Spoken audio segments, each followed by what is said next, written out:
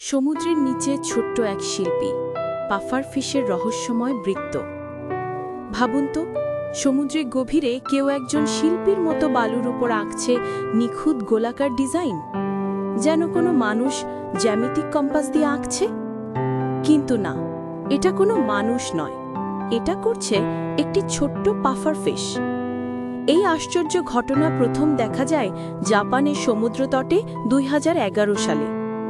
সমুদ্র বিজ্ঞানীরা দীর্ঘদিন ধরে দেখছিলেন নিচে বালুর মধ্যে রহস্যময় গোলাকার নকশা, যা প্রায় 2 মিটার লম্বা।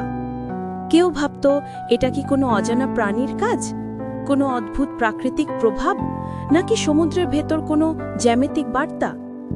পরে আন্ডারওয়াটার ক্যামেরায় ধরা পড়ে আসল কারিগর, একটি ছোট পাফার ফিশ, যার শরীরের দৈর্ঘ্য মাত্র কয়েক ইঞ্চি।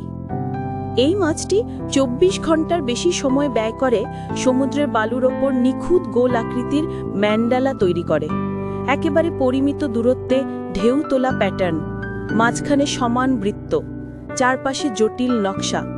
দেখলে মনে হয় সমুদ্রের ভেতর কোনো শিল্প প্রদর্শনী চলছে। পাফার ফিশ এই ডিজাইন বানায় তার বিবাহের জন্য। মহিলা পাফার ফিশ এই নকশার সৌন্দর্য দেখে নির্বাচিত করে কার সঙ্গে মিলবে জুটি।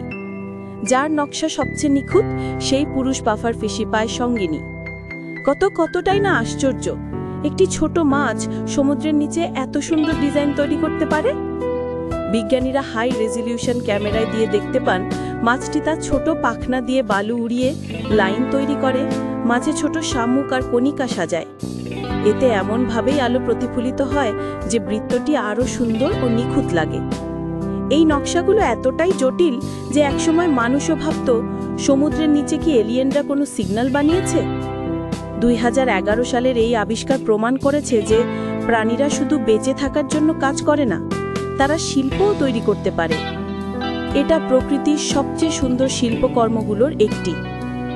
সমুদ্রে গভীরতার এই ছোট্ট শিল্পী আমাদের শেখায় সৌন্দর্য শুধু মানুষের নয়, প্রকৃতির প্রতিটি জীবের মধ্যেই লুকিয়ে আছে।